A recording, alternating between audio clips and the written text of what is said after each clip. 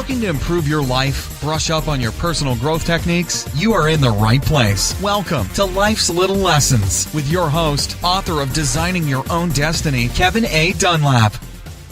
Hello, everybody. This is Kevin Dunlap with Life's Little Lessons, and today I've got a lady that I just met at a recent event, and I'm really interested in hearing what she has to say. She is going to be talking about color in your wardrobe, that is.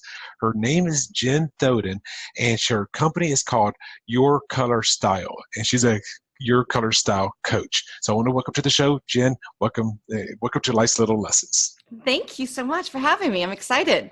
It's great having you here. I know we just briefly talked at the event just recently that we were at, and I know I learned a lot. Did you learn a lot from there? Oh my God, my mind is still overwhelmed with lots of information. It's been great. A lot of ideas.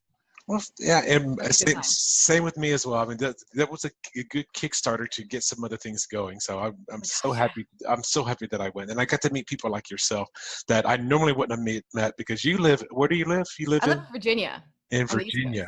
Yeah. So the event was in Las Vegas, which is where I actually live. So what are the chances of us actually crossing paths without an event, something like this? Right. I mean, networking at a business like a conference like that is so critical. You know, you meet so many amazing people when you kind of get out of your comfort zone and get away from your business and just get out there and meet some cool people. So yeah, it was really cool. It was nice.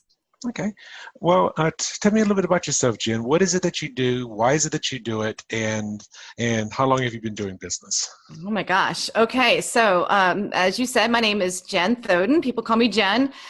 And I have this business called Your Color Style. So let me just tell you a little bit like what Your Color Style is in case people don't really understand what that means. So the mission for the company is to help women discover colors that just make them feel and look amazing. And I do that through a very unique system that I founded. And so the system is actually called Your Color Style. And it's got a little bit of a combination of, if people are familiar with it at all, it's a little bit like seasonal color analysis, but it's much simpler, a lot of tonal, that kind of stuff. But I offer online color analysis in a very unique way.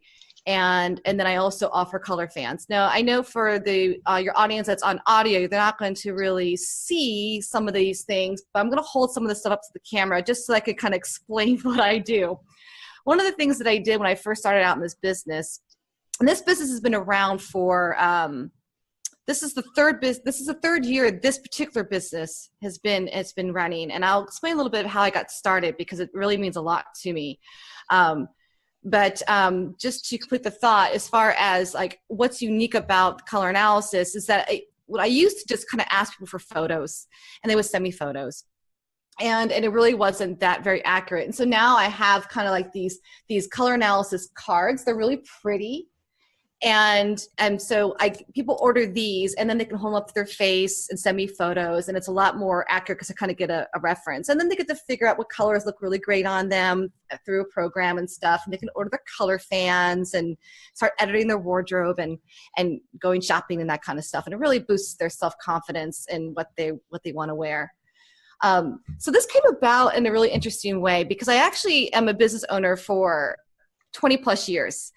And not this particular business. And so just to kind of tell you the story, the original business that I had was called Simple Sewing Projects. And I actually it's a very similar business model to what I'm doing now, a lot of digital products on how to make window treatments. And I actually had a warehouse inventory to, make these things and employees and the whole bit. And it grew quite a bit. And I ended up selling it, and around that same time, I ended up separating from my husband. So I went back to work full time for a bit, and I was like, I sold the business, and I went back to work full time. A lot of that had a lot to do with me trying to sort of save the marriage, and so there's a lot of emotional decision in that, and we can talk about that later if you want. But when I finally separated and moved out and had my own place and stuff is when I kind of really hit this low point. And, it's not really easy to figure out why, I'm all of a sudden on my own. separated from my husband, and then, and I'm now thinking, what in the world am I going to do as far as just making myself happy? What do I really enjoy doing? And so I started to do a lot of search on just kind of making myself feel better, and this is where the color comes into play. I was really trying to figure out how to sort of make myself feel better about myself. And so I started to kind of look like, what colors look good on you and that kind of stuff. And I came across seasonal color analysis, and you get to figure out what color palettes look good on you and stuff. And so for those who are listening, I was a light spring, and so I put on this coral pink color.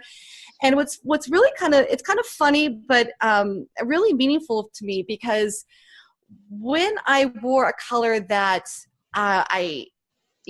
all the documentation that I read was supposed to, it's supposed to bring out the color, color in your cheeks and stuff. And I'm like, well, what the hell, because I just wasn't feeling really good about myself. I had put on weight, and I was really not great. And I went to work the next day, and I got all these compliments.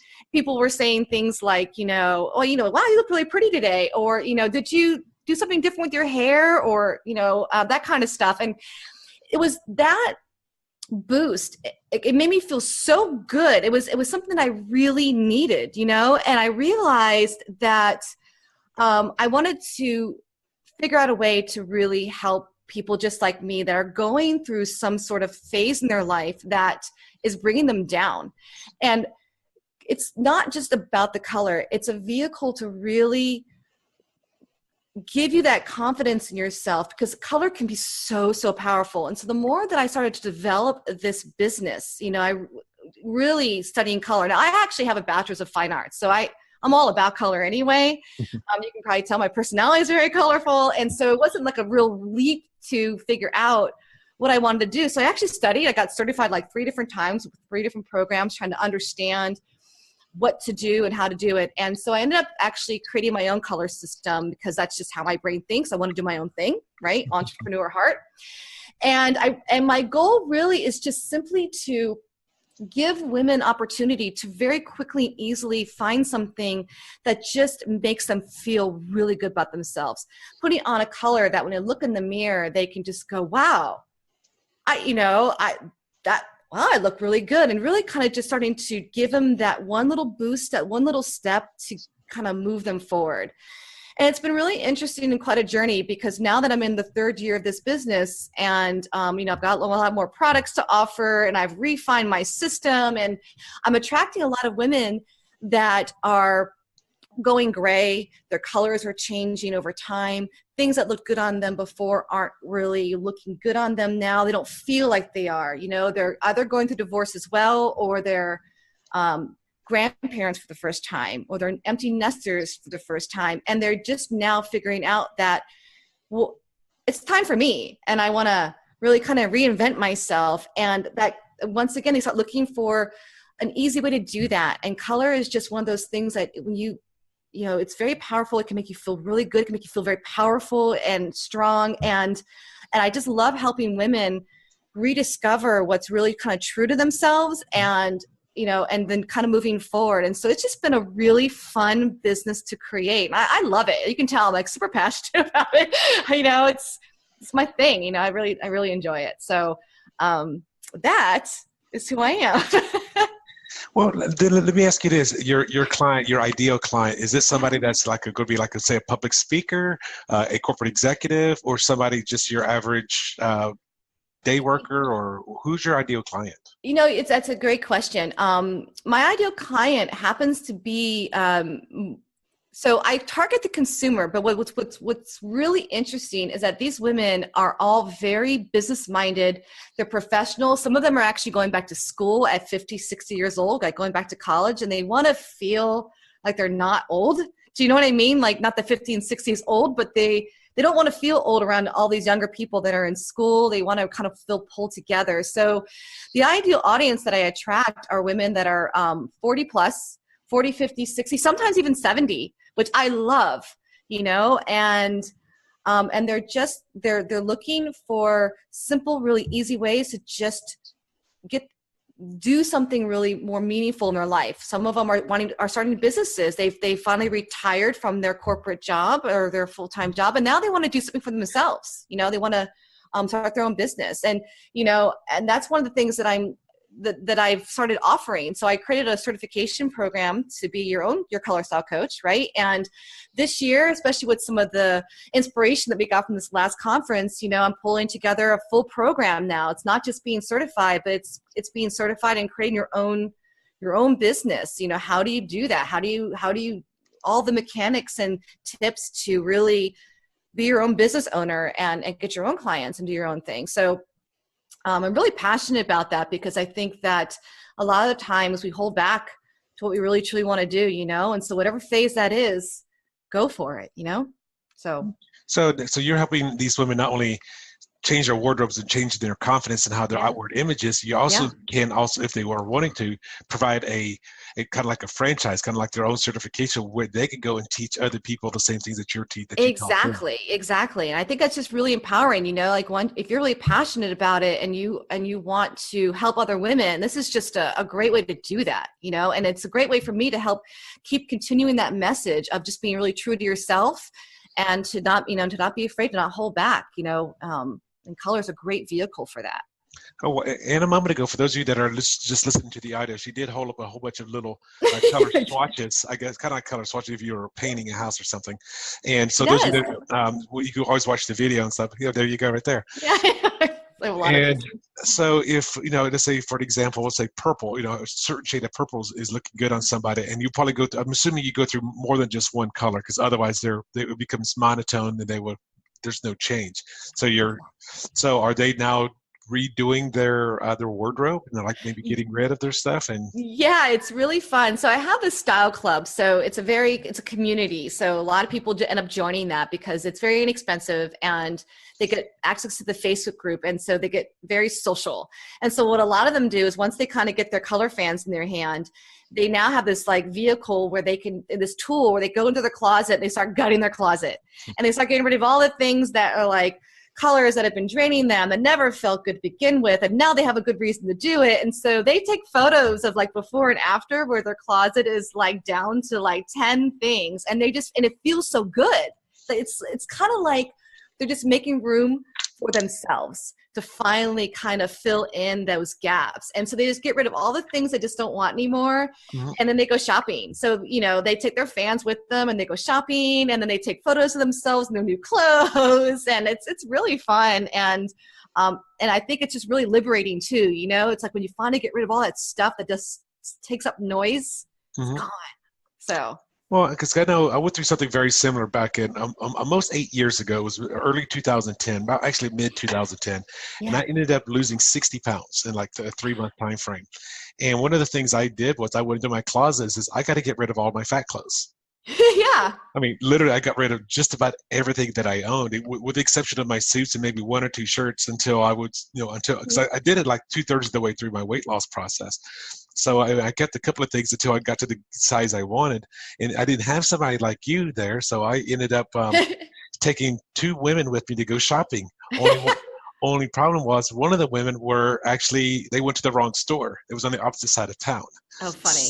So I was with my one friend, and she was close to my age, and the other female was actually about 10, 12, 15 years younger. Mm-hmm. So we ended up doing was I go to a clothing store, I put something on, and friend number 1 said it looks good, and she took a picture of it, and she texted it to the other friend. So funny.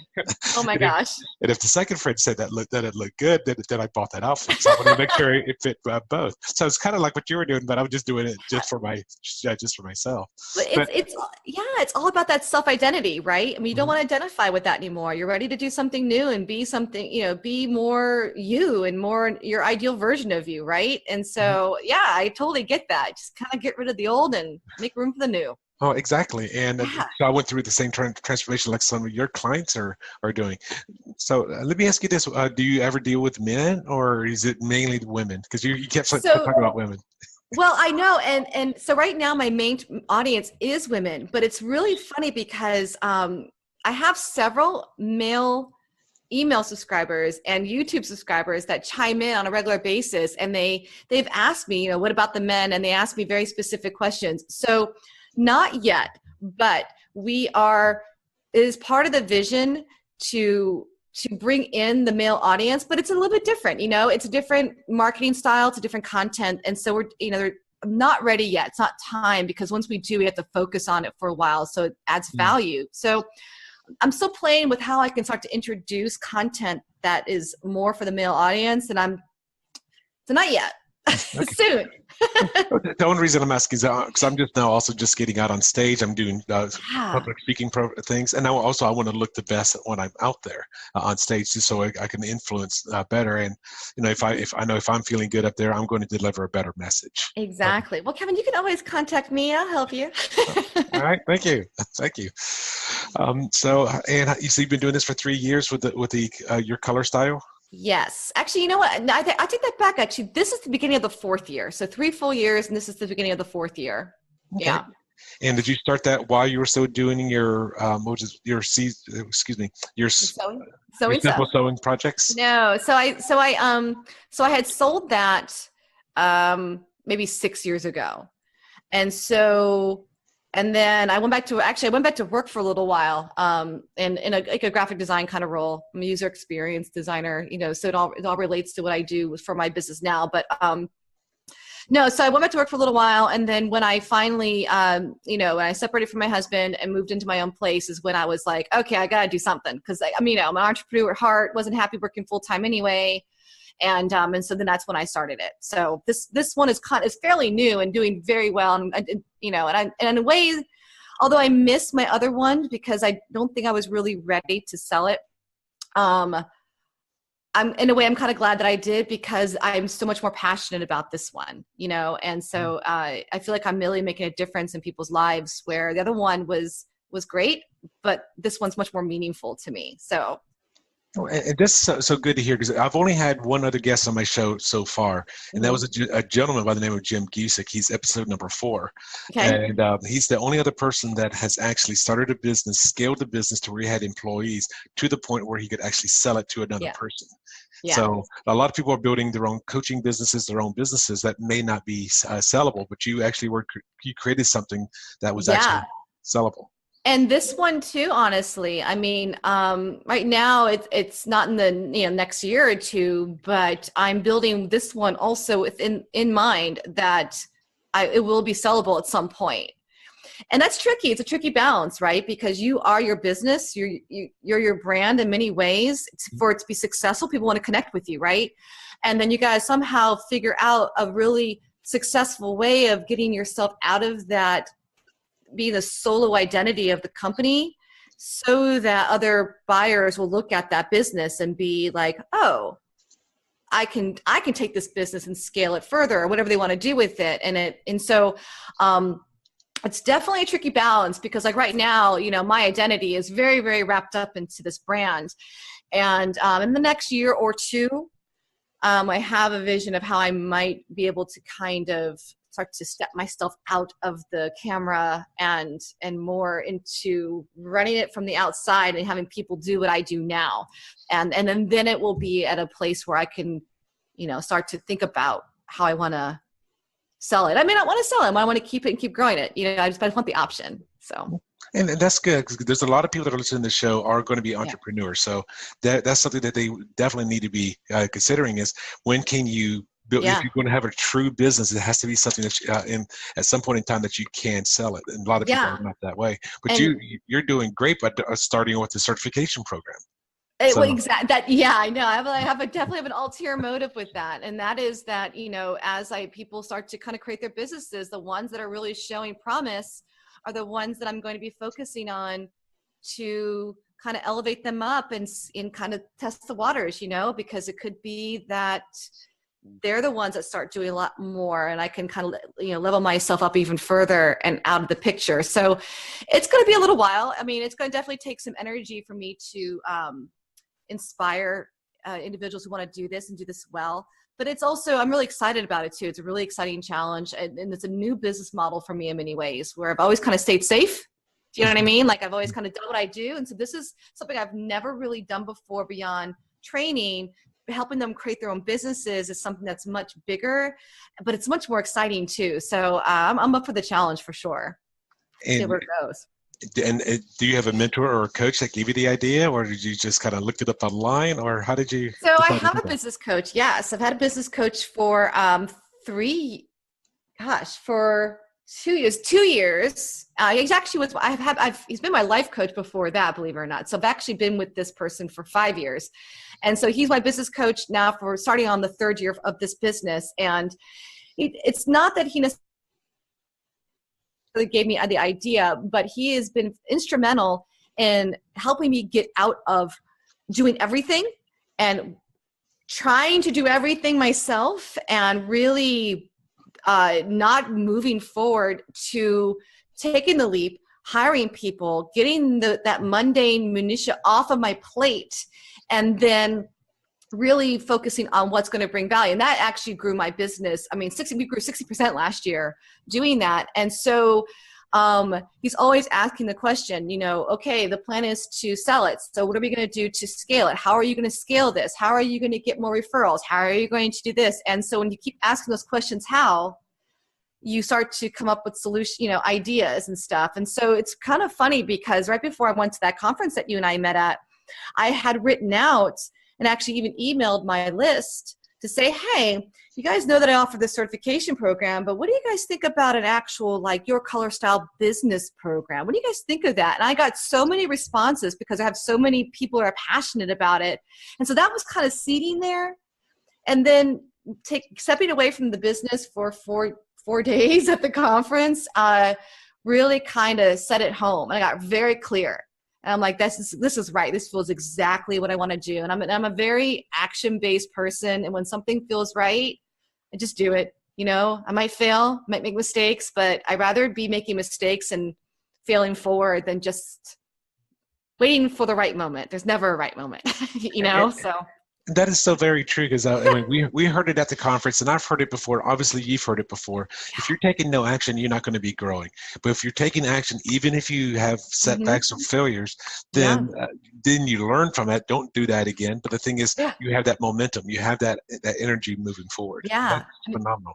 There's never a right time. I mean, when I first started doing business for myself, I had 2 very small children, and I was pregnant with a third. And I was one of those moms with like little ones, and they've been raised with me running a business. And, I didn't sleep a lot. I was taking care of them and went down for naps. I work a little bit. There's just never a right time to do anything. So you just do it. Just do it, and see what happens. Okay, well, that's kind of glad you said that. So let me switch gears a little bit. Let's talk about your successes. So what were some of your early successes in your current business, or maybe you could talk about some of your early successes in your previous business? Okay, yeah, no problem. So, early successes. So, it's funny because one of the first things that I tried when I first started in business was my first eBook, right? I did a bunch of research on like how to build a business online, how to make money online. And so I wrote my first book, How to Make Roman Shades. So if anybody knows what that is, it's a window treatment. And what's really funny is that I actually didn't really know how to make one. I knew that it was a good market to get into, and I am very creative. So it's not like I didn't actually do it eventually, but I learned it. I literally made my first Roman shade as I wrote the ebook. And this is like, I like to bring that up because people who are really trying to figure out what to do and they think that they're not the expert at something, sometimes you just got to share your knowledge and just become that expert. And so I wrote that one, and I'm a very good online marketer when it comes to like SEO, keyword phrases and that kind of stuff. And literally after I launched it, within 2 days, I sold my first, ebook. I think it was like $19. I can't remember what it was anymore, and I just started to sell them. And that was just my launching point. I'm like, this stuff works. This stuff works. I'm going to keep doing this. And, and it grew, obviously. It bloomed after about 2 years of really trying to figure things out and making a lot of mistakes. But so that was very early on. And so, now it kind of was almost the same thing. Like even with this new business, I actually spent a year not really selling anything. I created the blog, and was called something very different. It wasn't called Your Color Style then. It was called Outfit Ideas for You. And I just started to create this blog and play with the concept of color analysis and color, did my own research, and just started sharing information. And I was just watching it at the Google Analytics to see if people are actually searching for this stuff. And is there an audience for it? And so again, there's another hot tip in there. Like if you're not too sure, create a blog and just start actively posting and sharing information. Because after 9 months of doing that, people were asking like, do you have eBooks? Do you have information? How do you, and so I started creating stuff. So I created style guides, like how do you wear these colors and that kind of stuff, and started selling them. And when they started buying, I'm like, this is it. This is what I want to do. And it kind of grew into so much more than just selling stuff. But it was that same kind of model. I had a blog and I started to create some digital products, and I knew that this was a good market to really tap into. And that's good that you're saying that, because I've heard this from multiple other sources that maybe you have too, is a lot of people go out there and they build stuff without really even testing the market, but you are actually reacting to market demand because you wrote the book and you were consistent with your blog so that you're getting out there, and that builds your SEO, that people start finding you, and then they start asking those questions like you said. Yeah. Consistency is key. Oh my gosh, I've made that mistake a few times where I've got excited about something and then you do a bunch of stuff and then you don't do anything. And you lose them in a heartbeat. I mean, oh my gosh, and people wonder like what happened to you, and you lose credibility. Like consistency is everything. And I tell people when they ask, I'm like, even if it's just you only commit to like once a week, a post, a video, if it's just once a week and you just commit, better than doing like what I've done, which is 20 things and then nothing. And don't do that. Well, because I'm very guilty of that as well. In October 2016, I launched this show called Life's Little Lessons. Now I'm calling it Season 1. And I would say, okay, I'm going to launch once a week. I'm going to write something. I wrote a book called Designing Your Own Destiny. And the topics of that were little sniglets out of that book. But the first 3 weeks, I was consistent. Then I skipped a week. Then I did one. Then it was so inconsistent.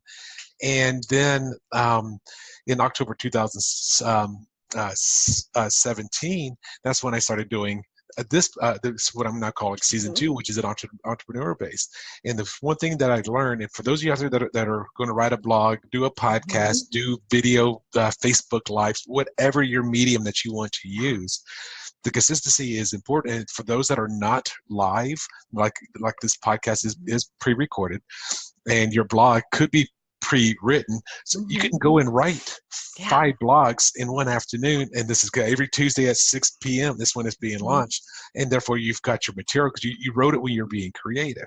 It's like this show here itself. I'm not launching this show the day that I'm recording it. I'm going to be launching it in the future, and if I record 2 or 3 this week, I've got all of that kind of what we call what is it called, in the can, that it's ready to be launched whenever you want to launch it. Yeah, exactly. And that's what I have learned. And so in order, like you said, I do the same thing in order to stay consistent, because I've got kids and a family, I got a family and they keep me busy. And so it's unrealistic for me to think that, every day at 6 o'clock, I'm going to, post something. No, I set a whole day aside and I set my lights and I record probably 7 hours of video. It's exhausting. And then I have it, and video is one of my big content pieces for me. Like audio is for you, video is for me, and so I will spend the entire day with that, and then I can chop that up and repurpose it, and then I've got content for like literally almost 2 months, like because I break things out and stuff. So, and it's all scheduled out there, and it Well, I was going to say that as well, because when I launched the podcast, I could load my podcast up on a Sunday night at 7 p.m. and say, no, it's not going to go live until Tuesday morning at 8 a.m. Yeah. Same thing on WordPress. You could go on there if you know how to get into the back office. You write a blog. You don't post it now. You don't say publish. You just said schedule Tuesday at 8 a.m. and it could be Thursday, so it's not going to go out. So you can write all of those things all at one time and then just schedule it out, go on vacation, and it's automatically going out there without any other tampering that you have to do. So I schedule I schedule the WordPress blog. I schedule the YouTube video. I schedule the email that goes out to my newsletter to announce the content. And so, yeah, I'll be relaunching my podcast as well and video cast. And I decided that because it does take a little bit of time, when you're first starting out, you do a lot on your own. I mean, that's just the way it is. And that's okay. I do now have the luxury of having an amazing project manager. And so, because I'm going to be launching the podcast now too, that's about 5 more places to post content. And so I'm going to have her take over, and schedule it, because it's one more thing that I need to get off my plate. So. Well, just like me, I'm starting to use other people to edit and launch. So all they do is do the recording and write up a little bit of the description, and then off it goes. Yeah, exactly. So delegating feels really good. Well, I mean, they said it at this weekend, and I've heard it in many other things. And they were saying in the weekends is when you're doing work, let's say you have decent income coming in from your entrepreneur job. It's like, what is your hourly rate worth? Right. So if you're charging your clients, say $300 an hour for coaching or whatever it is that you're doing, and you've got $10 an hour tasky jobs that need to be done for your email campaigns, why are you doing it yourself? You're worth $300 an hour, not $10 an hour. Let a copywriter write that. Let a transcriber transcribe your audios and videos. And don't be wrong, like 2 years ago, I was like what a lot of people do, I just didn't think anybody could do what I did. I'm like, well, it's color. It's color. It's not this or that. And I remember my business coach is like, if you need to find you will find someone. And I did. And it was a huge stretch for me. But it was funny, like when I finally decided to let go and get someone else to do some of this work for me, it was life-changing and business-changing. It was a real personal growth for me, because then I was like, oh man, that wasn't so bad. And it wasn't as expensive as I thought either. Because part of it was like, I don't want to spend the money, right? I don't want to spend the money on that when I can just do it myself and keep it. And I realized, like you just said, I was losing money. And then you don't really see the numbers going down, but you definitely see the numbers go up if you kind of just make the leap. Get someone to help you. It is amazing how much more you can focus on your business and grow it. And that's really important if you want to scale it, if you want to make a really nice living at your business, so. And there's in my opinion, there's 3 kinds of employees that you could have. There's going to be your W-2 wage earners. Those are the ones that you hire, and they're going to be part of your job. Then there's going to be your 1099 employees. These are the ones are contractors or even vendors. And then there's other people like a virtual assistant, which could be just that person that you're hiring them by the job. Right. Like, okay, I want you to edit this podcast, and then send it to me with my intros and outros and everything added on there. And then once it comes, you verify the work, you pay them for that one job. Yeah. So there's different ways that you could get started. I mean, you may not want to go and hire that wage earner, that W-2 wage earner. Start off with a virtual assistant. Exactly. Progress to a 1099 employee, and then progress to a full-time employee. What's funny is that I made a comment. It was a very limiting comment early on, and I had said that, well, who's going to want to do something for what I can afford to pay? And the response was, a lot of people. There's a lot of people out there that are looking to get a start, to do work and to work for companies that inspire them. And so when I finally let go of that belief that no one's going to want to work for a lower wage, it's simply not true. There are a lot of people, really smart, good people that want to work. And when I finally figured that out, it just opened up an entire, avalanche of people that want to work and are really great to hire. So now I've got like a team of like 10 different people. They're not full time. They're, they all have different tasks, and they're all part-time, but they all serve, all the things that I need to get done. And my project manager handles a lot of that stuff for me now. And so I'm getting there, I look forward to the day where I will have, full-time staff too. So. Well, and here's the funny thing. I just listened to a Gary Vaynerchuk show, Gary V. And I think it's at the time of this recording is his most recent recording. He was interviewing a fitness lady. And he kind of reminded me of my little brother. what would he advise her? And he says, as you're building your brand and your name is getting out there and is becoming more and more, there's the employees that you can hire that you don't pay them anything. Yeah, that's true. Because my little brother, when he was in college, working on his degree, he worked for an agency as an intern for free. Yep, that's And right. then when he finally graduated, that agency ended up hiring him, and he advanced quickly through that because he already had prior experience with the company. Yeah. Gary Vee was telling the ladies, like, he says, people that come work for me, he says, a lot of them I don't pay them, but the experience and knowledge that they get, and this is with Gary Vee, the experience and knowledge that they're getting from working with you is incredible. The other thing, there's another option too that I just thought of when you said that was you have people that are willing to work for free, and you also have people that are willing to work for performance. So if you have something that you're willing to give a percentage of a sale, they will work for you to do that, to get out there and help promote or whatever it is that you're trying to do. Maybe it's a social media marketing campaign and you pay them on performance. So if you make money, they make money. And if they don't do anything, then nothing, so Actually, I with people like Jeff Walker, and I'm sure with the lady we just saw, the Allison Maslin, is they have all kinds of joint ventures. Yes, I know, and so that's something that I'm definitely trying to scale into this year. Is joint ventures and partnerships, and really trying to definitely make those connections. So yeah. And it's also known as affiliate marketing for those out there that are listening to this, because I could go on to something like commissionjunction.com, or it's actually cj.com, create an account there, and I'll say, oh, there's Tony Robbins, he's promoting this thing. And then I will apply to be able to promote his things. Once approved, now I can go and promote his product, and I'm going to get paid on other people's stuff. Yeah, exactly. Yeah. And so like I have an affiliate program for like all the color fans and color products too, and also I just finally launched a way for my customers to refer their friends and get like store credit and that kind of stuff too, so word of mouth and referrals are huge to growth. And I'm just now starting to tap into that power. And so I'm excited to see how this year goes just with that alone. Okay, well, it sounds like you got a lot going on. I mean, you're growing by leaps and bounds. I mean, you created a company that you was scalable, that you sold it. Now you got another company that's going into its 4th year. You've got a certification programs. You've got affiliate marketing programs. You've got coupon codes, referral thing, and you're just knocking it out of the park.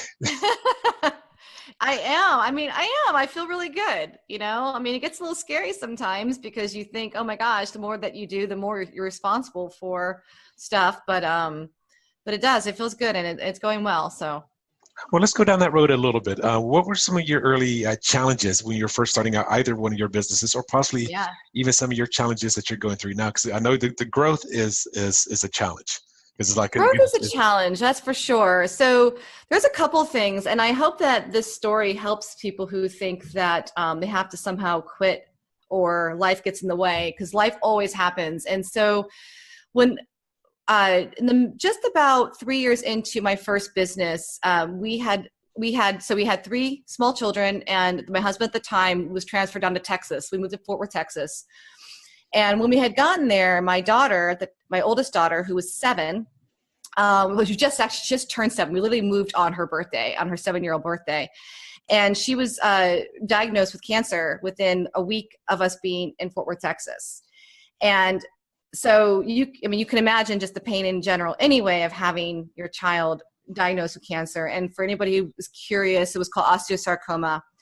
So our life shifted very, very quickly from me running my business and my husband working full time to figuring out and trying to fight this disease with her. So, my business kept going, and it was in a way, it was a lifesaver for me to have something to focus on, because we spent many, many days in the hospital.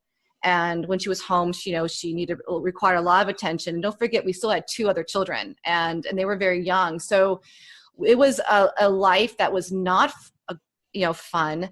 And when I was home, I had my supplies that I was shipping in my garage. Talk about Texas is hot. And it was 100 degrees in the garage, and then I would be out there packing stuff. Talk about doing everything yourself. And then when I was in the hospital, I would be writing eBooks and stuff while, she slept or something like that. And so in a way, it was a major setback, obviously, because I really couldn't focus. I just kept kind of running, and so if you're wondering, no, she did not live. She actually died when she was 9. So we fought for a good 2.5 years, and then she passed away. And that was about 11 years ago now. Believe it or not, she would have been 20 years old this year. Go figure that. That's crazy to have a kid that might have been 20. But that time in my life really sort of shifted things for me, like what was really important. And that's kind of one of the reasons that I ended up selling that business. It wasn't because I lost a child, believe it or not. I actually went full force back into my business and ran it. It was very successful. What happened though is that, when you go through something like that,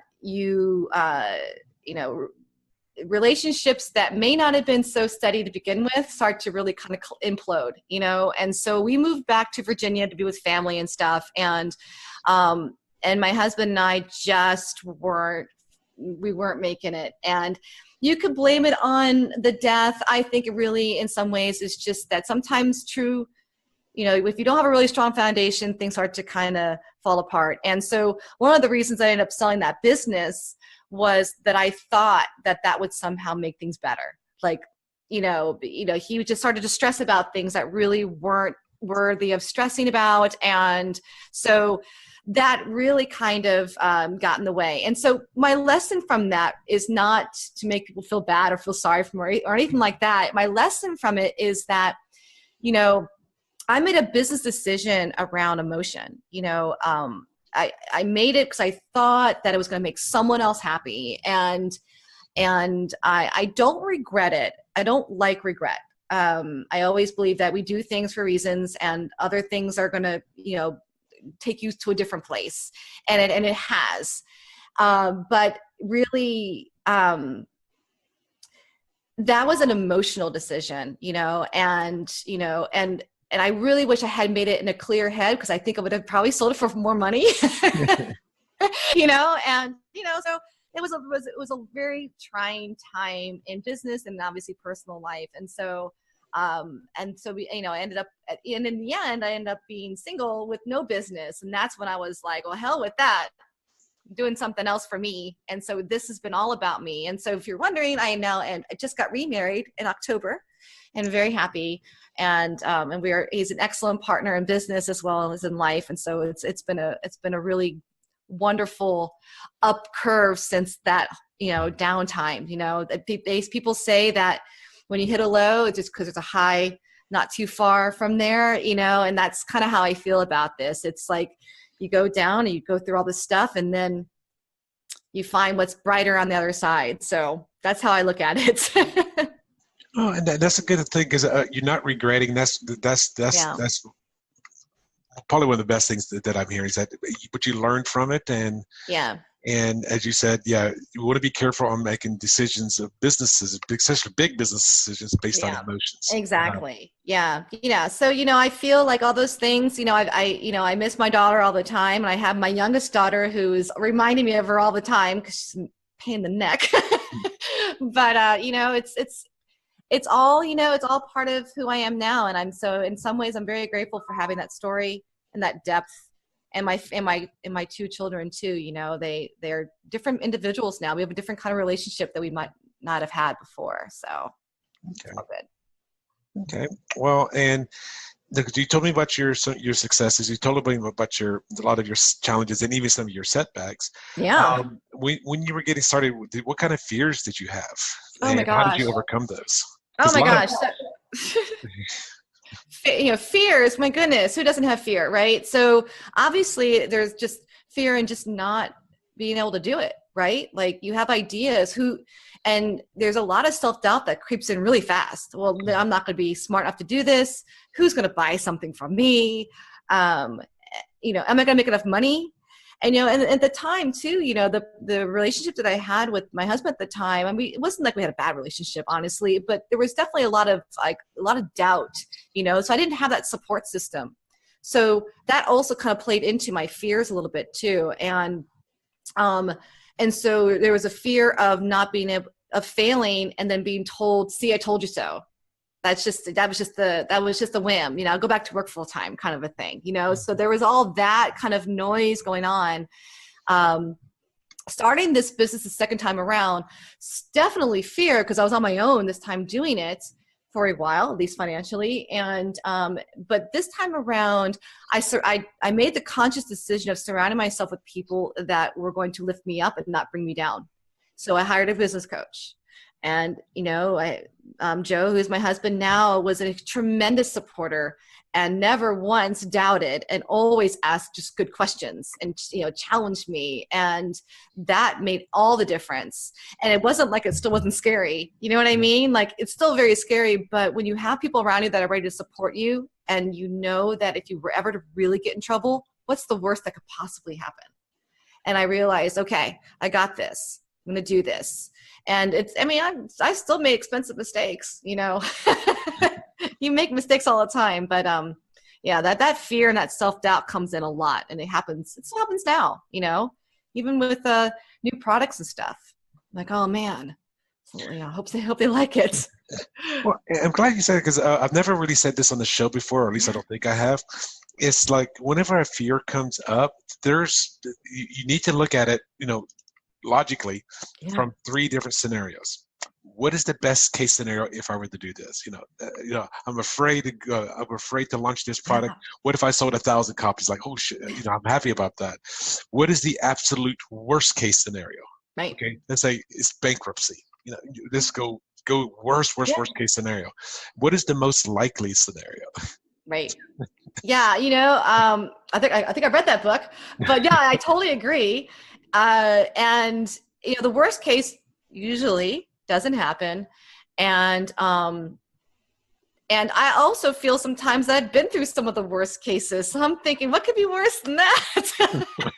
You know what I mean? So it's like, I also, whatever the reason is, I've adopted a mindset of, things just kind of sometimes they just work out.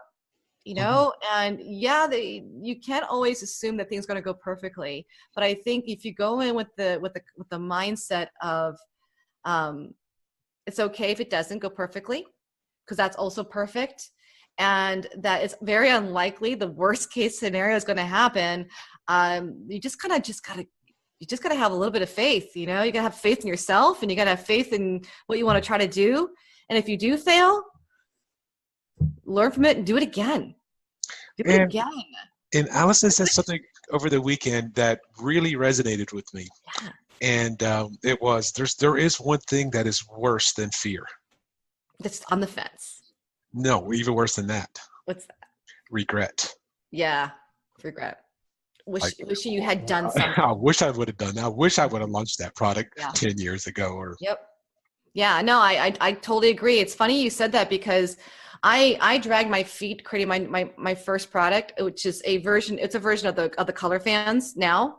My business coach had been telling me and pushing me to create my own product, and I must have punted that idea and came up with every excuse in the book why that was not a good idea for probably 9 months, until I finally got a bug up my butt. I actually watched the movie Joy. I don't know if you've ever seen Joy, but I watched Joy, and she creates her own product, her patent, the whole thing. And I watched that.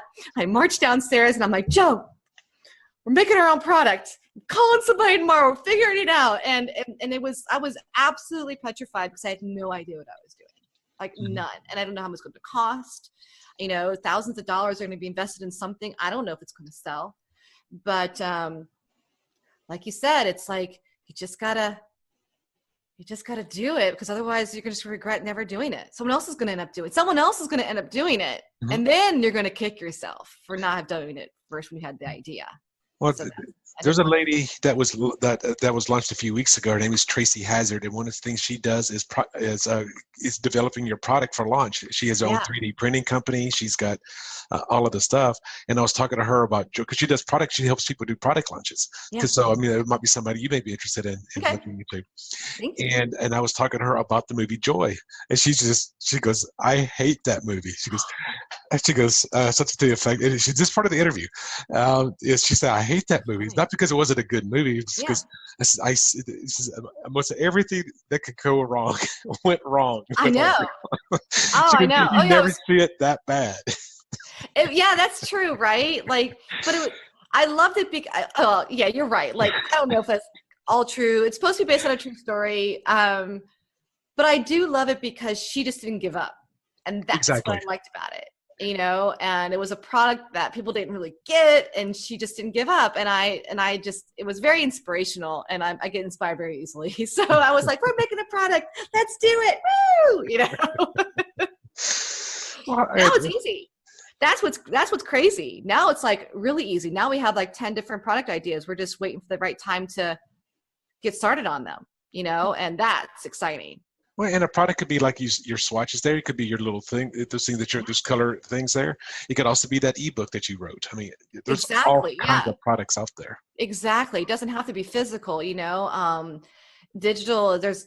Anything can be sold online, and it can be high value. You're helping people. People are going to want to invest in you if you help them.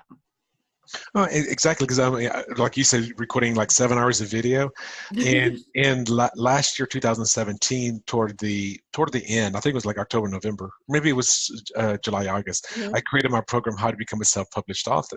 Yeah. And so I'm a 2-time self-published author, and when I was doing the video, what I did was, okay, I'm going to make this simple. It's only going to be 6 steps involved.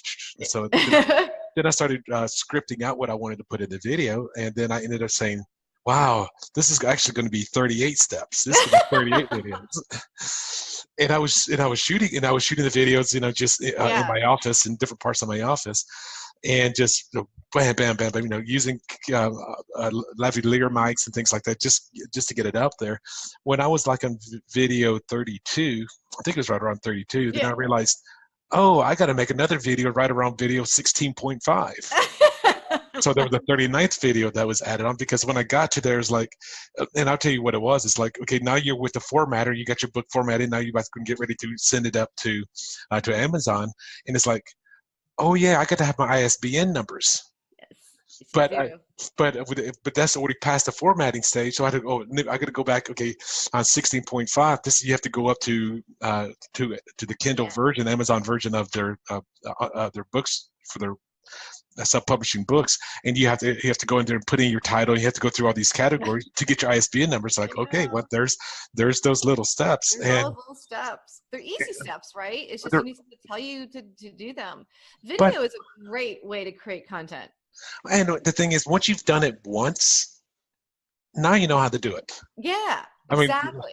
Like I did the video, and things I did not know how to do was, how do I do a MailChimp email drip campaign? Yeah. Okay, how do I keep these videos private that they can only get to them on this? Okay, how do I do a shopping cart that has all these other things you may not think about? But once you've done it once, like, oh, that's easy. Now I can go and do that again. So bad. Right, that was pretty good. I can do that, and then you can actually tell someone else how to do it. So exactly. Mm-hmm. That's the whole point of being a coach or a trainer or having online products. Okay. Well, we're going to be wrapping up here in a moment. Any last lessons that you've learned that you would like to share with the audience that's maybe just starting out as an entrepreneur or is that's trying to scale their business? Because obviously you've scaled a business already. Yes, I do have a few tips. I wrote them down. Oh, go. So I know. No, I won't be long. I know we're wrapping it up, but these I just feel like hopefully they can be very helpful to your audience. So. First tip is that when you go into when you decide to start your own business, focus on running it instead of being self-employed. When you think of yourself being self-employed, you tend to do everything yourself, be a solo man company, and you risk not making a lot of money, you risk not growing, and you risk burnout and not really enjoying running your business anymore. So be a business owner, run your business. Piece by piece, start building and running your business instead of being self-employed. Okay. And, so basically don't do it all yourself. Get help as soon as you can figure out how to do that. And, and then really, I think the other thing is to give up. I mean, not to give up, to not give up, to keep going. And I know people hear that all the time, but the people who are successful in business, the people that really, truly can say, oh yeah, I have a successful business. Oh yeah, I'm a successful business owner. It's because they didn't give up. Because I assure you, when you first start, or you're starting your first year, you are going to come across things you are not even can imagine right now. They're going to get in your way, and you're going to want to stop. You're going to want to go, it's just easier to go back to work. It's just easier to do this instead. And the people who are successful are the ones that didn't stop. They just kept at it, and especially if it's something that you truly believe in. So don't give up. And there's never the right time to start. There's never the right time, and so if you've got kids and you think, oh, I'll wait until they get older, or oh, I'll wait for this instead, just start. Even if it's a slow start. Starting is better than nothing, because just like Kevin had said with the regret, you're going to regret one day that you didn't start sooner. 10 years is going to fly by before you know it, and you could have had a business for 10 years, and who knows where it would be. So just start. Don't wait. Yeah, those are very great tips, and I think I would add two more. One is surround yourself with a supportive system. Oh yeah, great tip, Kevin. It's so true. I didn't even know that the first time I did business. I really didn't. I tried to do it all myself, and it burned me out. And obviously, I ended up getting rid of it. I sold it, and surround yourself with people that can help you in different ways, or just even be emotional support. So important. And stay away from the people that tell you, or that are naysayers and bring you down. If they criticize, those are not the people you want to surround yourself with if you're trying to do a business, right? And one of the things I know, I think Richard Branson's talked about this, and other successful business owners have talked about this, is start taking some personal development courses. Listen to podcasts. Listen to Gary Vee. Listen to this show. Listen to Tony Robbins. Oh my gosh, you're so right. I can't believe I didn't even say that. 100% work on yourself, like all the time. Well, because the reason I said that is when I was writing my second book, and the funny thing is, a lot of people say, well, you go become an author. What do you know about that subject? Is how are you the expert in that field? And blah, blah, blah, blah, blah. And then, but when I told, because I've taken a lot of personal growth classes, I was telling the people at that time that I was going to write a book, they go, how can we help out? Do you need a testimonial? Do you need a review?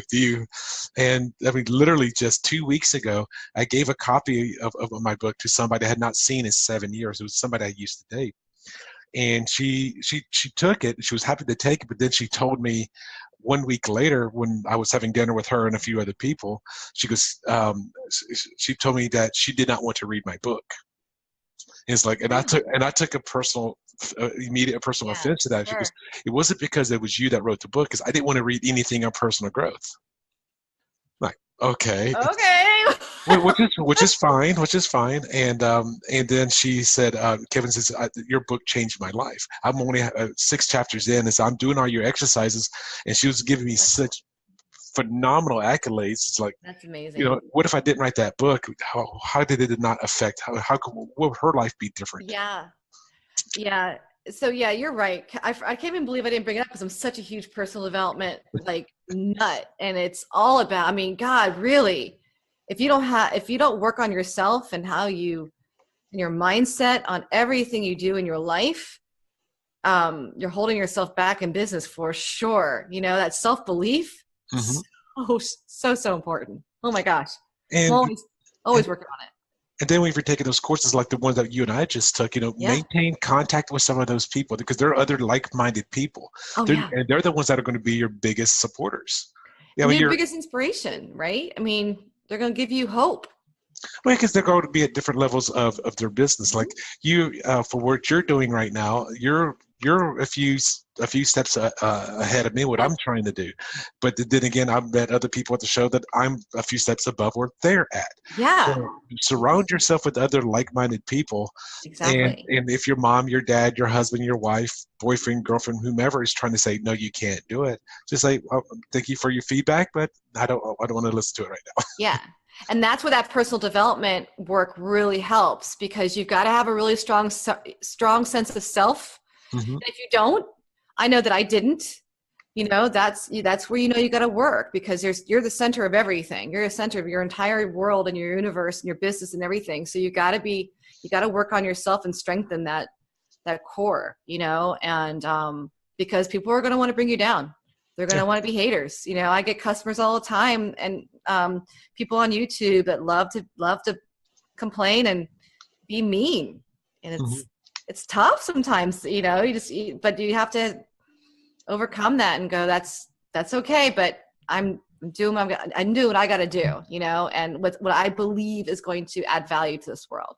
And the thing is, those naysayers, those people that are talking you down, a lot of them, that's just who they are. Yeah. They see someone else have a success, and they don't have their success. Yeah. Therefore, they want to knock you down. Exactly. It has nothing to do with you, but and I'm not gonna lie, it doesn't feel good. I'm not Superwoman, I like to think I'm Superwoman. She's pretty cool, but sometimes it stings, and I have to kind of really be aware of why that's bothering me and realize that it has nothing to do with me. And so, I kind of go through it, think about it, and then move on, or you look at it as creative feedback. Exactly. If they're saying this, maybe you take the emotional part off of it, and then you come back and look at it again. It's like, okay, they're saying that. It's like my first book, which was called Lease Options Made Easy, which was a book on real estate. Okay. I've got one review on Amazon. It was a 1-star review, and I looked at it, and he was right. It wasn't quite formatted properly. So the formatting on the Kindle version didn't look good. Okay, thank you. I mean, I hate to see there's a 1-star review. Right. Take the emotion out. You're like, wow, you know what? Okay, I got something to work on, right? So that's good. That's constructive criticism. So. Yes, that one was constructive. There's been others that I've had that have not been so kind, but whatever.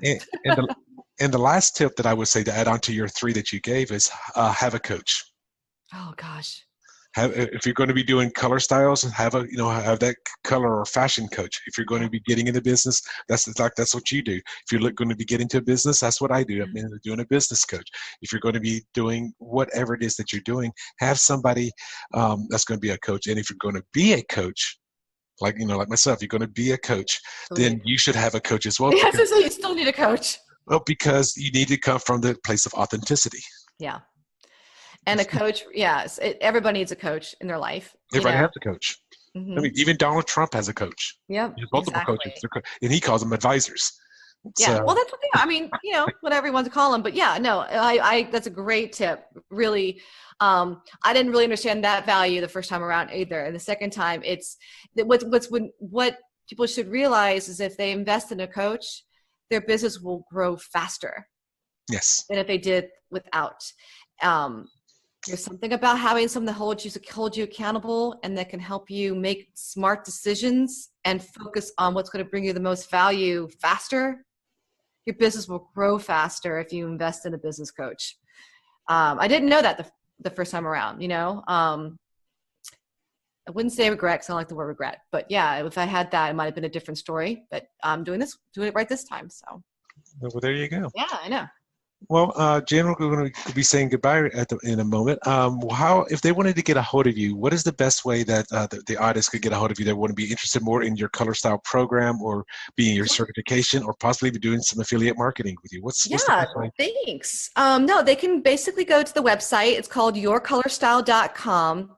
There is a link that takes you over to the Color Fan site, and there's a contact link if they want to send me an email or something like that. So that's the best place to go is the main blog. It's yourcolorstyle.com. Yeah, yourcolorstyle.com. Is your blog in there as well? Or? That is the blog, yeah. And on that blog, there's you'll see a contact link if you want to contact me, a link to Color Fans where the affiliate program is. There's all kinds of great content on there. So. Okay, so that's yourcolorstyle.com, spelled YOURCOLOR. No UR like you see in Britain or something. Style, STYLE.com. So yes, exactly. Yeah. Okay. Well, Jen, thank you for being on the show today. I really have enjoyed having you on here. I mean, you've been a very inspiration to me. I'm glad to see somebody that was able to have multiple businesses, as sometimes we call those serial entrepreneurs. I know. It's true. Well, thank you for having me, Kim. This has been a lot of fun. I hope this helps your audience, hopes it helps you. And I love talking about what I do, so I appreciate the time to do that. Yeah, I'm so glad you came on my show, even though I just met you 3-4 days ago. So. I know, right? But it's been great. was fun. It's been great. So everybody, I want to say goodbye. If you want to, again, reach out to Jen here for your color stuff. If you're needing business coaching or entrepreneur coaching, just give myself a call. You can actually just type in the word podcast to my code 40691, or just go to the description section. You'll see our contact information for the both of us, both myself and Jen, in the description of this show. So I just want to say, everybody, thank you, Jen, for being on the show. And I want to say goodbye, everybody. Bye. Thanks. Thanks so much for listening to this episode of Life's Little Lessons with your host, author of Designing Your Own Destiny, Kevin A. Dunlap. For more great content and to stay up to date, visit kevinadunlap.com, facebook.com/kevinadunlap.author, and on Twitter @Kevin A. Dunlap. We'll catch you on the next episode of Life's Little Lessons.